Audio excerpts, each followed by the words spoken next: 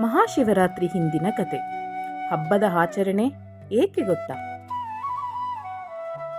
ಭಾರತೀಯರು ಆಚರಿಸುವ ಯಾವುದೇ ಹಬ್ಬ ಹರಿದಿನಗಳು, ಸಮಾರಂಭ, ದಿನಾಚರಣೆ, ಜಯಂತಿ, ಉತ್ಸವಗಳು ಸಾಮಾನ್ಯವಾಗಿ ಅಮರವಾಗಿ ಉಳಿದಿರುವ ಯಾವುದೋ ಗತ ವ್ಯಕ್ತಿಯ ಅಥವಾ ಶಕ್ತಿಯ ಅಥವಾ ಪ್ರಾಚೀನತೆಯ ಪ್ರತೀಕಗಳಾಗಿರುತ್ತವೆ.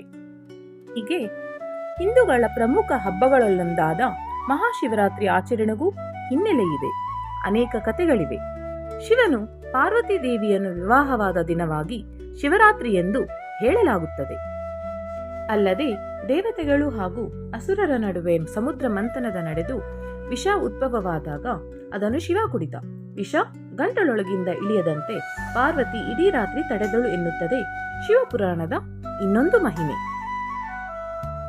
ಜತೆಗೆ ಭಗೀರಥನ ತಪಸ್ಸಿಗೆ ಮೆಚ್ಚಿ ಇಳೆಗೆ ಇಳಿದು ಬಂದ ಗಂಗೆಯನ್ನು ಶಿವ ತನ್ನ ಜಡೆಯಲ್ಲಿ ತುಂಬಿಸಿಕೊಂಡಿದ್ದ.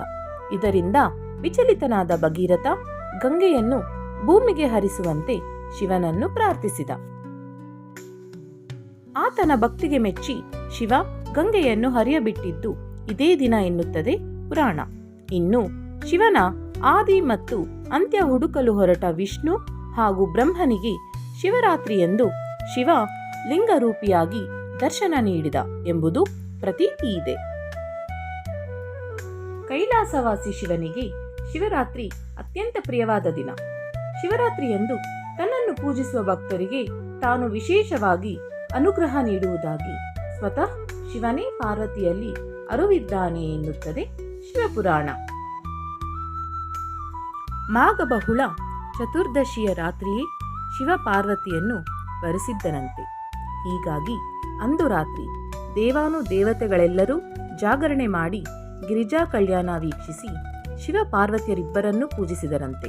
ಹೀಗಾಗಿಯೇ ಜಾಗರಣೆ ಪದ್ಧತಿ ಆಚರಣೆಗೆ ಬಂದಿದೆ ಎನ್ನಲಾಗುತ್ತದೆ. ಪ್ರತಿ ಸಂವತ್ಸರದಲ್ಲಿ ಶಿಶಿರ ಋತುವಿನ ಮಾಘ ಮಾಸದ ಕೃಷ್ಣ ಪಕ್ಷ ಚತುರ್ದಶಿಯಂದು ರಾತ್ರಿ ವೇಳೆಯಲ್ಲಿ ಶಿವ ಹಾಗೂ ಪಾರ್ವತಿ ಜೊತೆಯಲ್ಲಿ ಭೂಮಿಯಲ್ಲಿ ಸಂಚರಿಸುತ್ತಾ ಎಲ್ಲಾ ಸ್ಥಾವರ ಜಂಗಮ ಲಿಂಗಗಳಲ್ಲಿ ಸಂಕ್ರಮಣಗೊಳ್ಳುತ್ತಾರೆ. ಆ ಸಮಯದಲ್ಲಿ ಅಂದರೆ ಶಿವರಾತ್ರಿಯಂದು ರಾತ್ರಿಯ ವೇಳೆಯಲ್ಲಿ ತನ್ನನ್ನು ಯಾರು ಪೂಜಿಸುವರೋ ಅವರ ಪಾಪಗಳು ಪರಿಹಾರವಾಗುತ್ತವೆ ಎಂದು ಸ್ವತಃ ಶಿವನೇ ತಿಳಿಸಿದ್ದಾನೆ ಎಂಬುದರ ಬಗ್ಗೆ ಶಾಸ್ತ್ರೋಕ್ತಿ ಇದೆ. ಶಿವರಾತ್ರಿಯು ಸಮಯ ಪೂಜೆಗೆ ಬಹು ಪ್ರಾಶಸ್ತ್ಯವಾದ ಸಮಯ. ಆ ದಿನ ರಾತ್ರಿಯಲ್ಲಿ ಮೋಡಗಳಿಲ್ಲದ ಶುಭ್ರ ಆಕಾಶ, ಮಂಗಳಕರನಾದ ಶುಭ್ರಚಂದ್ರ, ಸ್ಫೂರ್ತಿ ಹುಟ್ಟಿಸುವ ಸಂವೇದನಾಶೀಲ ವಾತಾವರಣವನ್ನು ಕಾಣಬಹುದು.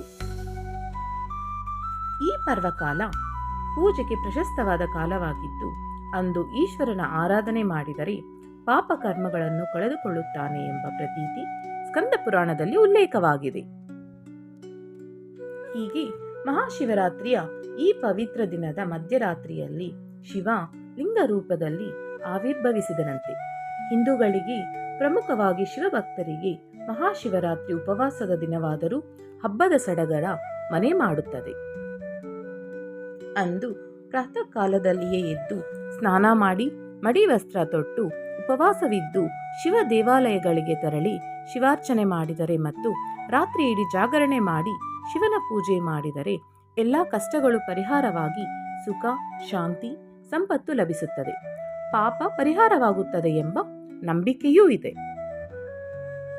ಸಾಮಾನ್ಯವಾಗಿ ಎಲ್ಲ ಶಿವ ದೇವಾಲಯಗಳಲ್ಲೂ ರಾತ್ರಿ ಇಡೀ ಗಂಗಾಜಲಾಭಿಷೇಕ, ಪಂಚಾಮೃತಾಭಿಷೇಕ ನಡೆಯುತ್ತದೆ.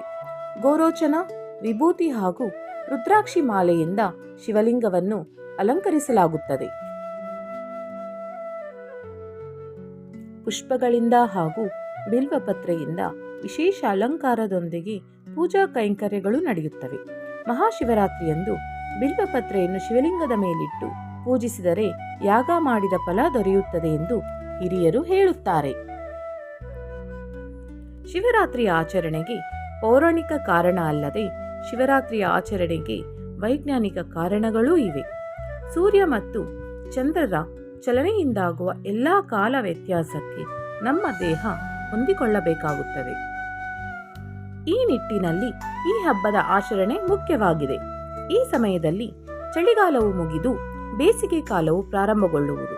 ಅಂದರೆ ಈ ದಿನದಂದು ಚಳಿಗಾಲ ಉತ್ತುಂಗದಲ್ಲಿದ್ದು ಕೃಷ್ಣ ಪಕ್ಷದ ಕೊನೆಯ ದಿನವೂ ಆಗಿರುತ್ತದೆ. ಈ ದಿನದಲ್ಲಿ ಸೂರ್ಯನ ಶಾಖ ಕಡಿಮೆಯಾಗಿರುತ್ತದೆ ಮತ್ತು ಚಂದ್ರನ ಪ್ರಕಾಶವೂ ಕ್ಷೀಣಿಸಿರುತ್ತದೆ.